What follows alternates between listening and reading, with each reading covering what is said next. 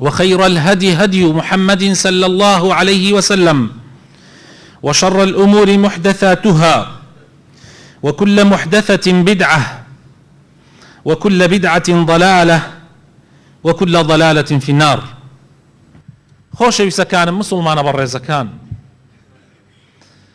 لە باسی ئەو کەسانەی کە خوای پەروەردگار خۆشیانیەوێ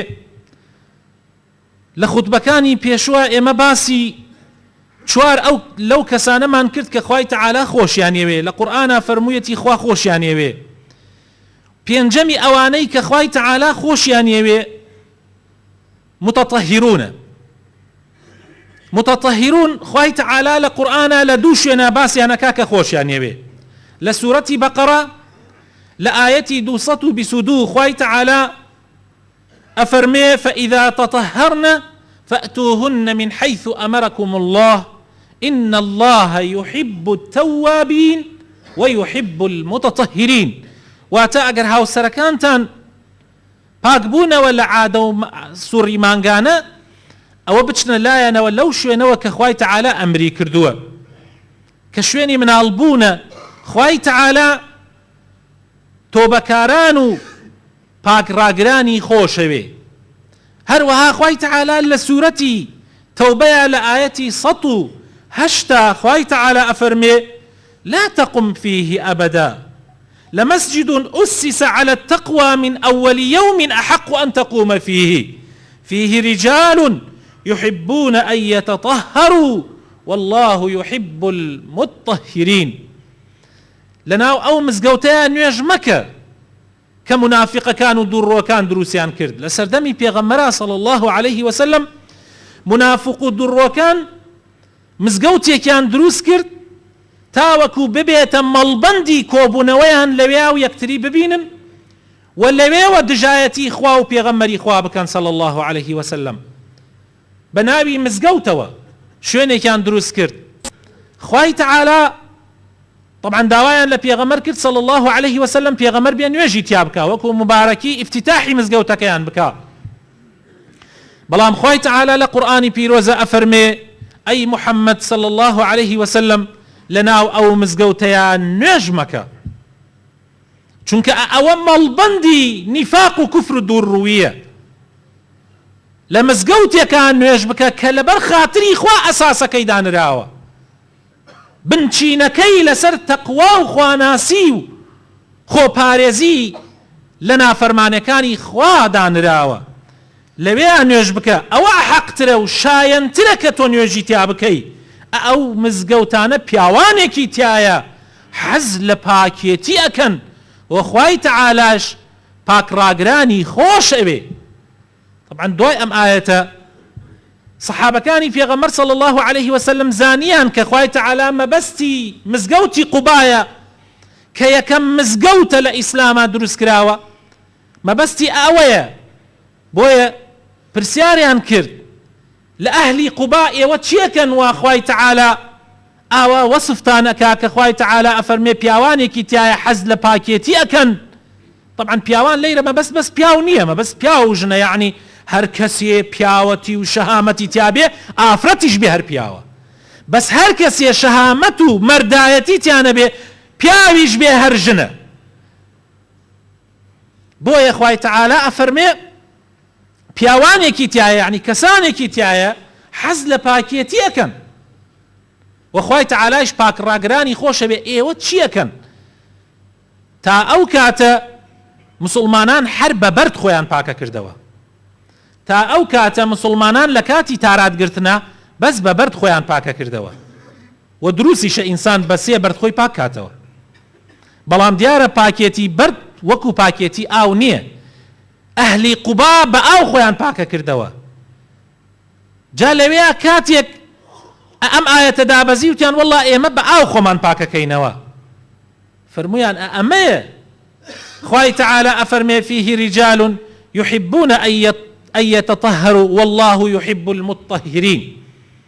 طبعا دیارە طهارە و پاک ڕاگرتن هەر ئەوەندە نییە کە ئینسان تەنها لاشەی پاکاتەوە، بەڵکو مەبەستی سەرەکی لە ئاەتەکەش ئەو پاکێتیەیە کە پاکێتی دڵ، لە نەخۆشیەکانی دڵ، چونکە منافقەکان كان في قلوبهم مرض فزادهم الله مرضا. بەڵام ئەهلی ئیمان دڵیان پاکە. تەهارەی دڵ ئەوەیە کە ئینسان دڵی لە غەیری خوا پاک هاتەوە، دڵی لە غەیری خوا داڕنێ، محەبەتی خوا لەسەرەوەی هەموو محەبەتەکان بێ، خۆشەویستی خوا لەسەرەوەی هەموو خۆشەویستیەکان بێ لە ناو ناخی دڵتا. ئەبێ بزانی هەر کەسێکت خۆشەوێ یان هەر شتێکت خۆشەوێ، هەر کەسێک وەکو خێزانت، وەکو دایکت، وەکو باوکت، وەکو برات، وەکو کوڕت، وەکو هەر کەسێ کە زۆر خۆشت ئەوێ، یان هەر شتێ وەکو پارە و پول و سەروەت و سامان و هەر شتێک کە خۆشتە بێ، ئەمانە هەموو نیعمەتی خوان وەخوای تەعالا بە تۆ بەخشیوێتی، و ئەمانە لە کۆتاییە هەموو ئەڕۆن و لە دەست دەرەچن ئەوەی ئەمێنێ حەبیبە گەورەکەیە، ئەو حەبیبەیە کە ئەسڵی هەموو مەحەبەتەکانە کە ئەڵڵایە. بۆیە ئەبێ ذاتی ئەڵڵا لە دڵتا لە هەموو شتەکان خۆشەویستتر بێ. والذین آمنوا أشد حبا لله. ئەوانەی کە ئیماندارن زیاتر و زیاتر خۆشەویستی خوا، بەڵکو ئەتوانی بڵێ سەرچاوەی هەموو مەحەبەتەکان ئەبێ بە خوا بگەڕێتەوە. هەموو شتێکت لەبەر خاتر خوا خۆش نەوێ لێی بترسە. هەروەها ئەبێ ترسی خوا لە دڵتا لەسەرەوەی هەموو ترسەکان بێ، ترسی لە دەستچوونی خۆشەویستان، ترسی تیاچوونی ماڵ و مناڵ، ترس لە زاڵم و ستەمکار، هەر ترسێکە هەیە بێیعنی وئیایە فەرهەبوون. هەرچی ئەم ترسانە هەیە هیچی ناگاتە ترسی خوای پەروەردگار.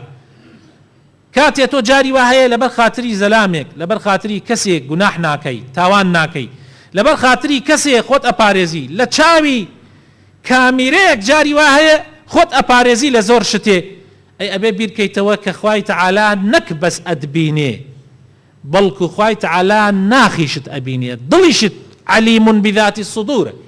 بۆیە ئەبێ لە خوای تەعالا لە هەموو کەسێ زیاتر بترسی. هەروەها ئەبێ دڵت پاکەیتەوە داڕنی لە هەر شتێک کە خوا پێی ناخۆشە، لە هەر کار و کردەوەیەک، لە هەر گفتار و قسەیەک کە خوای تەعالا پێی ناخۆشە، ئەبێ خۆتی لێ دابڕینی، ئەبێ دڵی خۆتی لێ پاکەیتەوە، خۆت بپارێزی لە حقد و لە بغض، لە قینێک کە خوا پێی ناخۆشە. قین هەیە خوا پێی خۆشە، بۆ نمونە تۆ قینت لە گوناحە، قینت لەو کافرانەیە کە تەعدا لە مسلمانان ئەکەن، ئەمە عیبادەتە. بەڵام لەو لاشەوە هەندێک قین و بغض هەیە کە خوای تەعالا پێی ناخۆشە. ئینسانی مسلمان ئەبێت دڵی خۆی لێ پاک کاتەوە، دڵی خۆت پاکەیتەوە لە حەسوودی، دڵی خۆت پاکەیتەوە لە زیاتر تەباحی دنیا کەوات پێ بکە بەرەو حەرام بدووە، دڵی خۆت پاکەیتەوە لە ئەناءەنا، لە ئەنانیەت، لەوەی کەوا بەس بۆ خۆت بژی، لەوەی کەوا بەرژەوەندی خۆت بخەیتە سەر بەرژەوەندی هەموو دنیا و هەموو خەڵک و هەموو ملت. ئەمەش لە ڕاستیە ئەبێ ئینسانی مسلمان خۆی لێ بپارێزێ. و هەموو گوناحێکی تر و گوناحەکانیش خۆشەویستەکانم وەکو زانایان فەرمویانە الذنوب أنواع، فهناك ذنوب إبليسية، وهناك ذنوب حيوانية، وهناك ذنوب جبروتية، وهناك ذنوب سبعية. گوناحەکان چەند جۆرێکن، گوناحی وا هەیە گوناحی ئیبلیسی و شەیطانیە، گوناحی وا هەیە گوناحی حەیوانیە و دڕندەییە، گوناحی وا هەیە گوناحی جەبەروتیە، یعنی گوناحێکە کە خۆت فەرزەکەیتە سەر خەڵکیە. گوناحی حەیوانی وەکو چی؟ گوناحێکە گوناحی ئاژەڵیە کە مرۆڤەکان تووشی ئەبن، وەکو داوێن پیسی، وەکو نێربازی، وەکو ئەو ئەخلاقانەی کە ئەخلاقی حەیوانەکانن و ئینسانی مسلمان ئەبێ خۆی لێ بپارێزی. گوناحی ئیبلیسی وەکو فێڵ، درۆکردن، هەڵخەڵەنتاندنی خەڵکی، دوو زمانی لە بین خەڵکیە، ئەمانە صفاتی شەیطانن و لە گوناحەکانی شەیطانن. ئینسانی مسلمان ئەبێ خۆی لێ بپارێزی.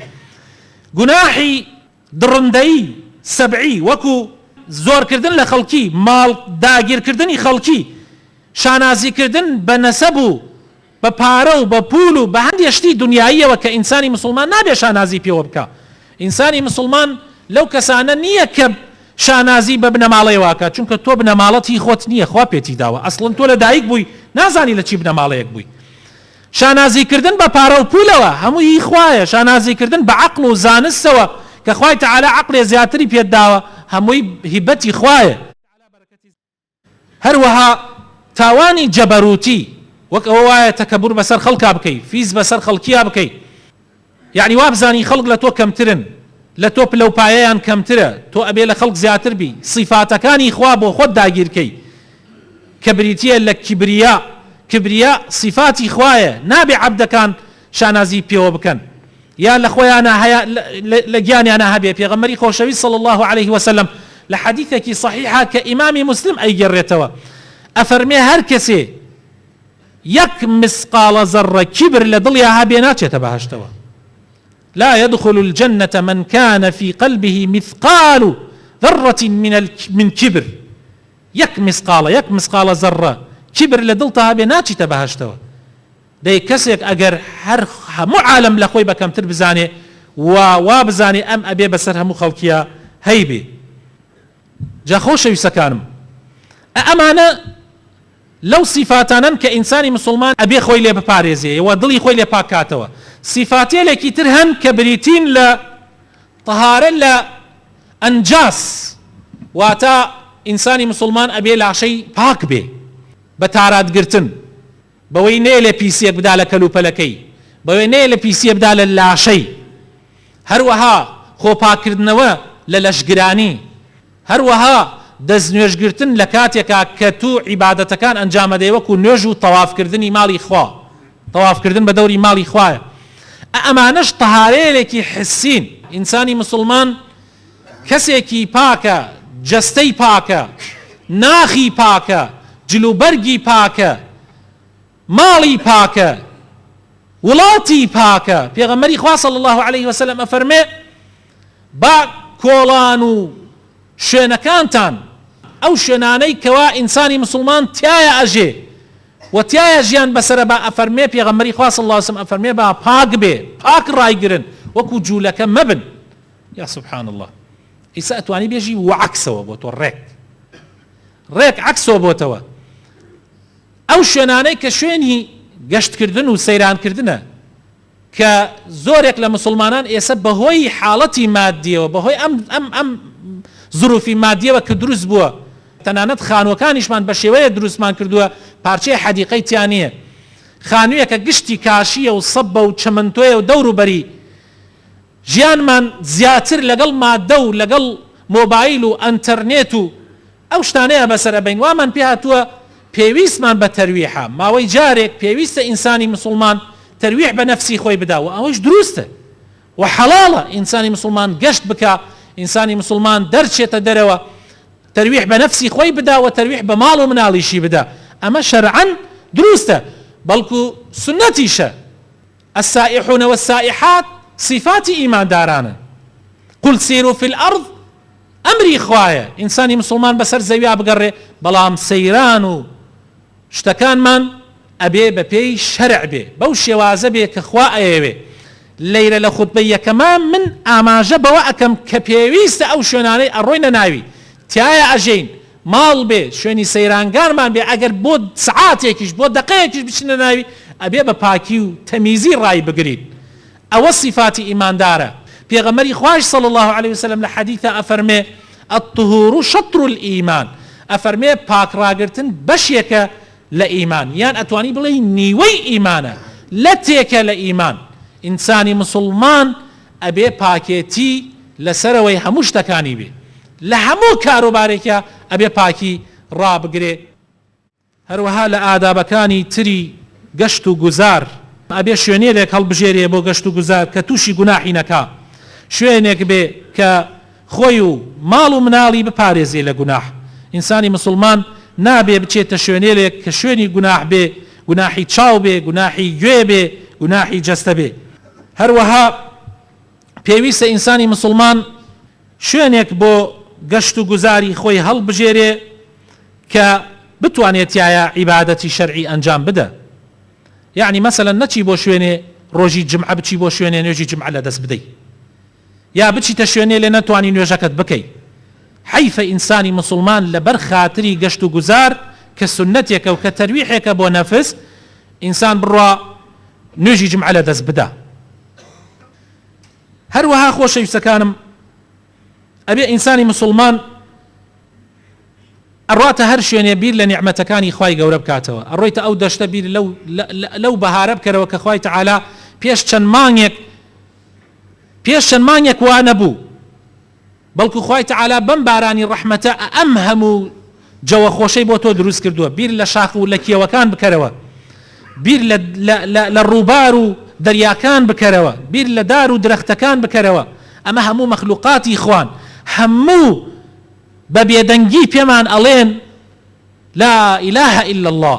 ئینسانی مسلمان ئەبێ لەو شوێنانە دەرس و عیبرەت وەربگرێ، نەوەک بڕاتە ئەو شوێنانە خەریکی گوناح و تاوان بێت و گوێچک و چاوی پڕکە لە گوناح، خوای لەبیر بباتەوە، نەعوذ بالله.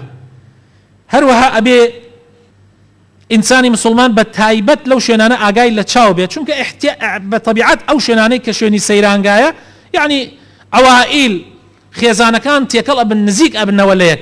ئینسانی مسلمان وا تەماشاکە هەموو ئەو خەڵکە گشتی خوشک و دایکی ئەون، ئاگاتان لە چاوتان بێ. پێغەمبەری خوا ئەفەرمێ صلی الله عليه وسلم، ئەفەرمێ العین تزنی، ئەفەرمێ چاو زینا ئەکا، وزیناها النظر، زیناکردنی چاویش نەزەرکردن و تەماشاکردنی نامەحرەمە، یعنی حرامە. وخوای تەعالاش لە قورئانە ئەمرەکە بە ئێمەی پیاوان چاومان داخل لە ئاستی ئافرەتی نامەحرەم، و هەروەها ئەمریش بە ئافرەت ئەکا چاوی داخە لە پیاوی نامەحرەم. هەر چاوە کە ئینسان تووشی گوناحەکە، والله هەرچی گوناح هەیە، هەرچی زینا هەیە، خراپەکاری هەیە، بڕۆ بنجوانەکەی لە تەماشاکردنێکەوە دەستی پێ کردووە، لە یەک بینینێکەوە دەستی پێ کردووە. جا ئینسانی مسلمان ئەبێت تەماشاکردنەکەی لەو سنوورەیە بێ کە زانی گەیشتە شەهوەت، ئەبێت چاوی داخاو ئاگای لە خۆی بێ. پاراستنی ئەو شوێنانەی کە ئەچینە ناوی، ئێمە ئەڕۆینە هەر شوێنێوان نەزانین بەس ئێمەین و دوای ئێمە ئیتر تەواو. ئەبێ بزانین ئەو شوێنانەی کە ئێمە ئەچینە ناوی، شوێنی دوای ئێمە شوێنی خەڵکانێکی ترن وەکو ئێمە، پێشی ئێمەش خەڵکی تری تیا بووە، بۆیە ئەبێ بیپارێزین.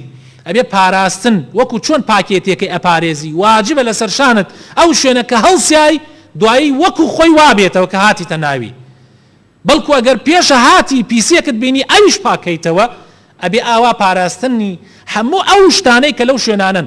مەسەلەن ئەگەر ئاودەست کراوە بیپارێزی، ئەگەر شوێنی دانیشتن و کورسی و ئەوانە هەیە بێ بیپارێزی، بە ماڵی خۆتی بزانی، بەڵکو لە ماڵەکەی خۆتیش بە زەرورتری بزانی، چونکەوە ماڵی 5 ملیۆن کوردە، بێجگە لەو میوانانەش کە تێن لە کوردستان سەیرانەکەن. ئەبێ ئاگات لێی بێ، ئەوە مڵکی عامە و نابێت تۆ تعدای لێ بکەی. و داواکارم خوای تەعالا هیدایەتمان بدا، نوری ئیمان بخاتە دڵەکانمانەوە، موفقمان بکا و سەرکەوتومان بکا لە ژیانمانە، کەسێکی پاک ڕاگر بین، دڵی خۆمان پاکەینەوە، بینی خۆمان و خوا چاک بکەین، لاشە و جەستە و ماڵ و ئەو شوێنانی کە تایە ئەژین پاک ڕای بگرین. یا ڕەبی خوایە بۆ خاتر ناوە جوانەکانی خۆت لەو کەسانەمان بگێڕی کە خۆشت ئەوێن، یا ڕەب العالەمین. یا ڕەبی خوایە ئیسلاحی حاڵمان بکەی، یا ڕەبی خوایە شیفای نەخۆشەکانمان بدەی، بە تایبەتی ئەو نەخۆشانەی کە داوای دوعای خێریان لێ کردوین. یا ڕەبی خوایە بۆ خاتر ناوە جوانەکانی خۆت، بۆ خاتر ئیسمی عەظەمی خۆت خوایە ئیسلاحی حاڵمان بکەی، ڕەحم بە مردوەکانمان بکەی. یا ڕەبی زروفمان باش بکەی، سوپاس دەکەین بۆ ئەم بارانی ڕەحمەتەی کە بۆمانی ئەبارێنی. یا ڕەبی خوایە لە بارانی ڕەحمەت و لە ڕەحمەتی خۆت بێ بەشمان نەکەی، یا ڕەب العالەمین.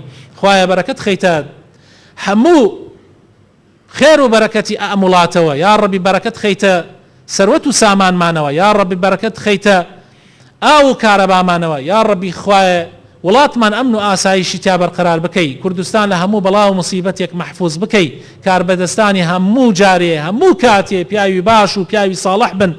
یا ڕەبی خوایە نەمان دەیتە دەستی کەسی خراپ، نەمان دەیتە دەستی کەسی ئەنانی و کەسی هەلپەرست. یا ڕەبی نەمان دەیتە دەستی کەسی بەرژەوەند پەرست، ئەوەی کە بەرژەوەندی خۆی بابە سەر خەڵکیە.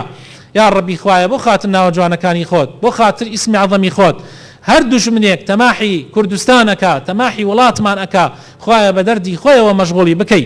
هەر کەسی ئەیەوێ ئەخلاق و دینی ئەم ملەتە بەرەو خراپە ببا، یا ڕەبی خوایە وا مەشغوڵی بکەی، کورد و ملەتی کورد و مسلمانی لەبیر ببەیتەوە. یا ڕەبی خوایە یا ئیلاه العالەمین، داوات لێ ئەەکەین، لێت ئەپارڕێنەوە، ئێمە بەندەی زەعیفی تۆین، لێمان خۆش ببە یا ڕەب العالەمین. چۆن ئەم بارانی ڕەحمەتە ئەبارێنی، لەم کاتە لە کاتی بارانە پێغەمبەری خوا صلی الله عليه وسلم فەرمێ دوعا قبولە، چونکە لەم کاتە لەگەڵ گشت قەترەیەکی بارانە مەلائیکەیەکدا ئەبەزێ ئێمە لەم کاتەیە داوا لە تۆ ئەکەین یا رب العالمین لێت ئەپارڕێنەوە خوایە بۆ خاتر ناوە جوانەکانت بۆ خاتر ئیسمی عەظەمی خۆت خوایە لێمان خۆش ببی خوایە لە دایک و باوکمان خۆش ببی خوایە لە برا و خوشکانمان خۆش ببی خوایە ماڵ و مناڵمان ساڵح بکەی خوایە ستری عەورەتمان بکەی خوایە یا رب العالمین عەورەت و نوقسانیەکانماندا بپۆشی یا ئیلاهە العالمین ئامین ئامین